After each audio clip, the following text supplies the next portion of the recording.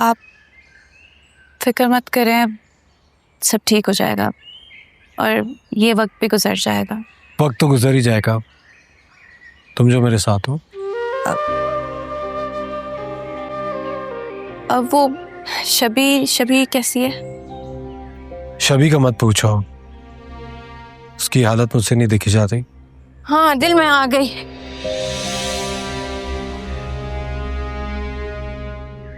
रिश्ता बढ़ाने से पहले शबी के हाल के बारे में सोच लेना।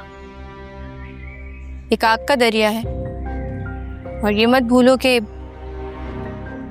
सीनत आंटी का भी सामना करना है। मैं सिर्फ शबी का पूछ रही थी, मैं भी वही समझा रही। अच्छा सुनो, चलें, देर हो रही है।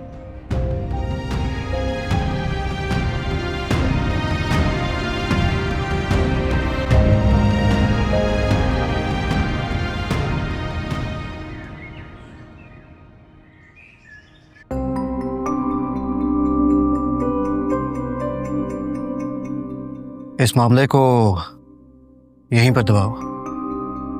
समझ रहे हो ना मैं क्या कह रहा हूँ? समझिए सर जी, वो लौंडा कल सुबह का सूरज नहीं देखेगा। शबी देखो, मुझे जबरदस्ती इस घर से निकाल रहे हैं। शबी, मैंने तुम्हें कहा था कि इनकी साजिश है। शबी,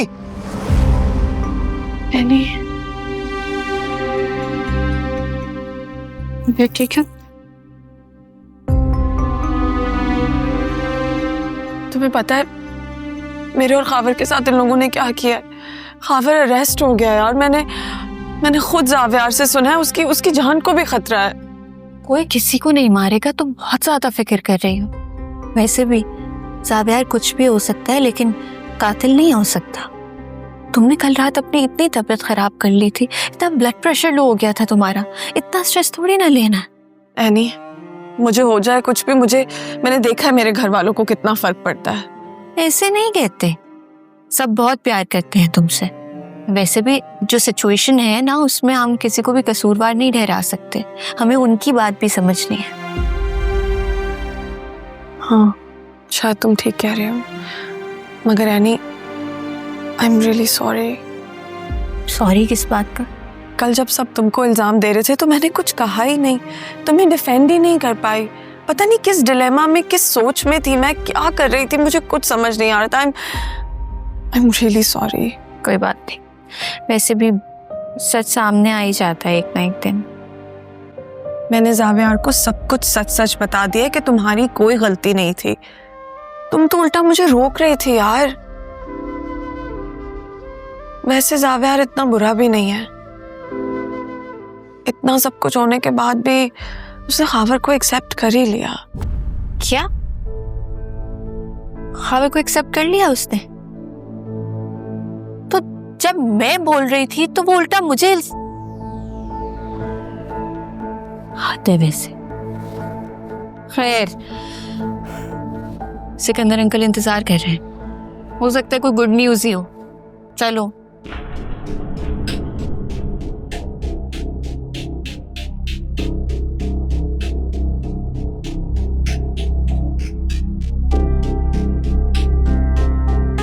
खावर,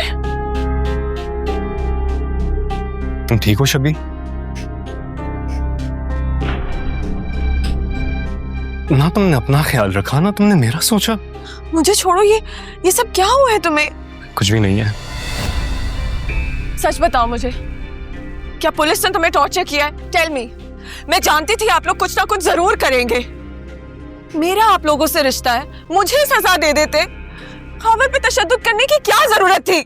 शबी, ये हमारे प्यार की निशानी है। तो पता है, जब पुलिस मुझे मारी थी तो मुझे दर्द नहीं हो रहा था, तुम्हारे तस्वुर से खुश हो रहा था। अच्छा भाई, अभी बैठ जाओ, अपनी ये कहानी बाद में सुना लेना, ठीक है? चलो।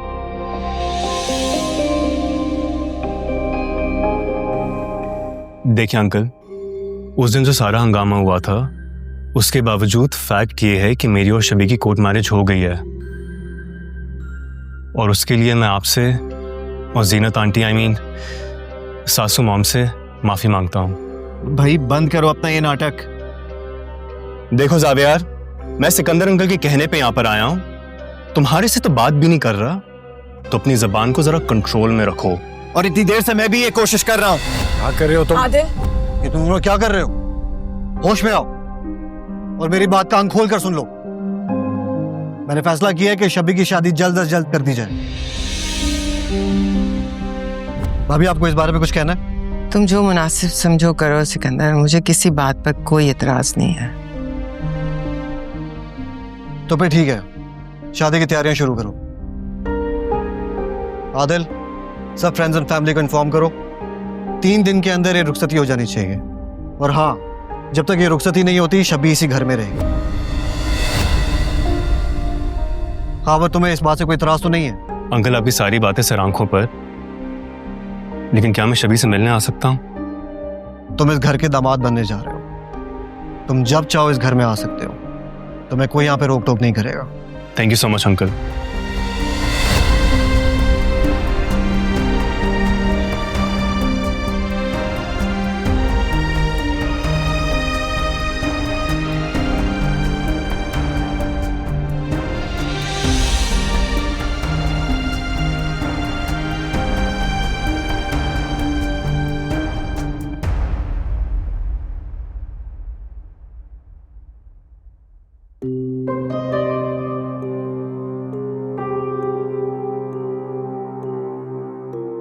सही है, मैं जिम का ओनर नहीं हूं, लेकिन मैनेज तो मैं ही करता हूं ना जिम को। मैं बचपन से ही अकेला हूं। मुझे तो ये भी नहीं पता कि मेरी माँ कौन थी या मेरा बाप कौन था। हाँ बता, क्या कर रहा है फिर?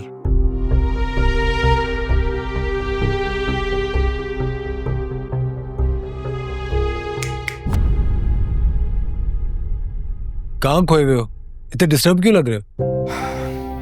ऐसा कुछ भी नहीं है यार, बस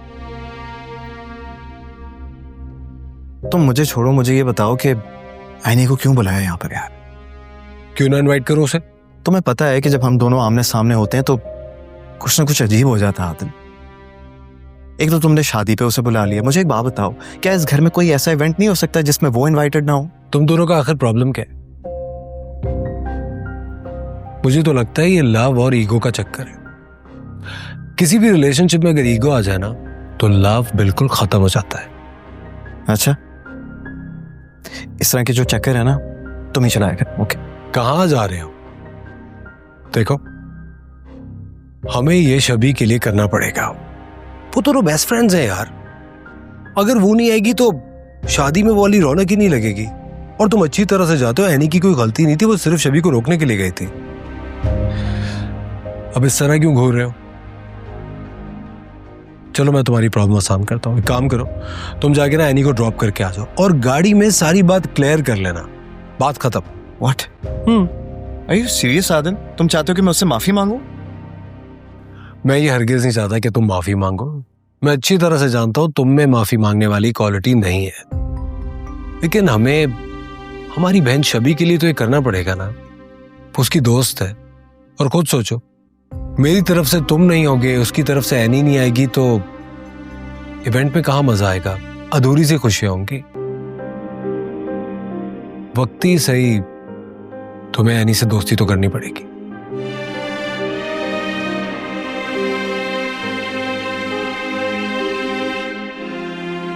ठीक है, तुम अपनी जिद पे अड़े रहो। मैं एनी को ड्रॉप करके आ रहा हूं, मेरा वेट कर रही है। अच्छा लिसन, चाबी दो मुझे। रियली? मुझे लग रहा है आज मोहब्बत जीत जाएगी। कितनी दफा कहा है ब्रो, मुझे उससे मोहब्बत नहीं हो सकती।